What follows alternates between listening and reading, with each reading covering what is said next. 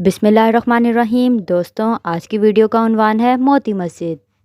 दोस्तों, आज की वीडियो में हम जानेंगे कि मोती मस्जिद वाकई एक जिन्नात की मस्जिद है या ये सिर्फ लोगों की मन घड़त बातें हैं। दोस्तों, इस वीडियो के पहले हिस्से में हम जानेंगे वो बातें जो मोती मस्जिद के बारे में मशहूर हैं और दूसरे हिस्से में जानेंगे मोती मस्जिद के हक़ाइक़। चलते हैं वीडियो की तरफ। दोस्तों, मोती मस्जिद जिन्नात की मस्जिद के नाम से मशहूर है। ये शाही किला लाहौर के जनूब में और आलमगीरी दरवाज़े के दाखिली रास्ते में वाक़या है।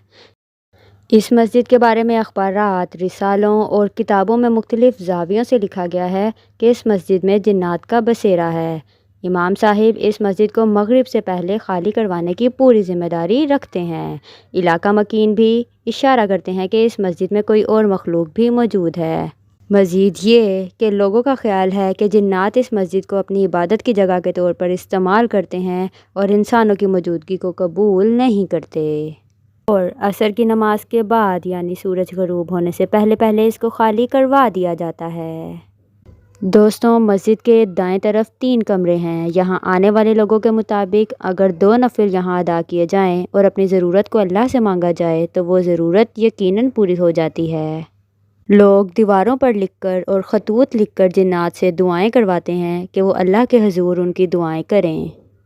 दोस्तों, इंसान अशरफुल मखलूक़ात में से है। जिन्नात को इंसानों के मामलात में दखल अंदाज़ी का इख्तियार हासिल नहीं है, इसलिए दीवारों पर लिखना बहुत गलत है और इस अमल पर सख्ती भी की गई है।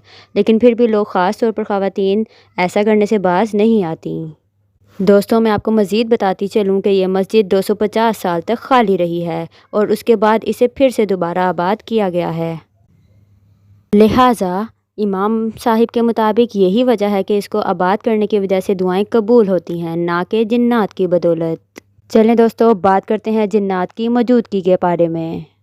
दोस्तों, मुग़ल बादशाह शाहजहाँ ने यह मस्जिद तामीर करवाई।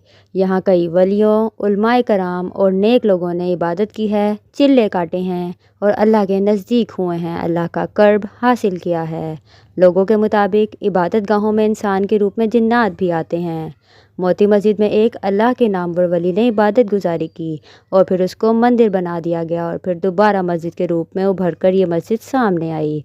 लेकिन लोगों ने इसको आबाद ना किया और इसी जगह को मोतबर जानते हुए जिन्नात ने यहाँ इबादत शुरू की। बहुत से लोगों को कभी कभी नवाफिल की अदायगी के दौरान एक खुशबू महसूस होती है जो कि उन्हें एहसास दिलाती है कि यहाँ पर कोई और मखलूक भी मौजूद है।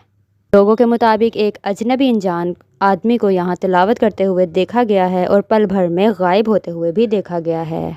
दोस्तों, यहाँ पर नवाफिल अदा करने के ख़ास तरीके को जिन के तरीके से मंसूब किया गया है और वो ये है कि सूरह फातिहा में इय्याका नअबुदु व इय्याका नस्तईन वाली आयत को इस तरह तकरार करे कि तादाद हज़ारों में हो जाए। इस दौरान वजदान की सी कैफियत तारी हो जाती है और दिल में यकीन पुख्ता हो जाता है कि दुआ कबूल हो गई और लोग समझते हैं कि ये कैफियत जिन्नात की वजह से हुई है। बोने जिन इंसानों के हमदर्द हैं और उनके मसाइल के हल के लिए अल्लाह से दुआ करते हैं।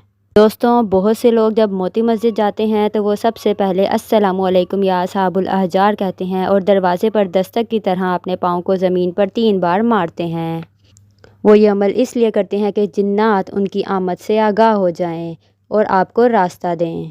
ये तो वो बातें हो गईं जो लोगों की बनाई हुई हैं और मन घड़त हैं। अब चलते हैं मोती मस्जिद के हक़ाइक़ की तरफ। नंबर 1, दोस्तों, इस मस्जिद में फ़जर, मगरिब और इशा की अज़ानें नहीं होती।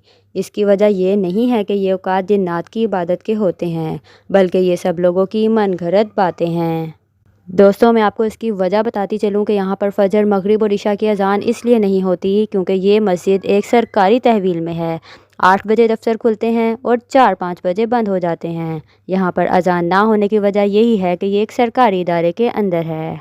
दोस्तों, दूसरी लॉजिक ये भी हो सकती है कि अगर फ़जर, मगरिब और इशा की अज़ानों की इजाज़त दे भी दी जाए तो ये बताएं कि इन औक़ात में इमाम मस्जिद तो आ जाएंगे तो नमाजी कहाँ से आएंगे। वो इतनी दूर शाही किले के अंदर इतना सफ़र तय करके यहाँ नहीं आएंगे। ये सब तोहमात हैं और लोगों की बनाई हुई बातें हैं कि ये औक़ात जिन्नात की इबादत के होते हैं, इसलिए मस्जिद बंद कर दी जाती है, लेकिन ऐसा हरगिज़ नहीं है। चलें दोस्तों, चलते हैं पॉइंट नंबर 2 की तरफ।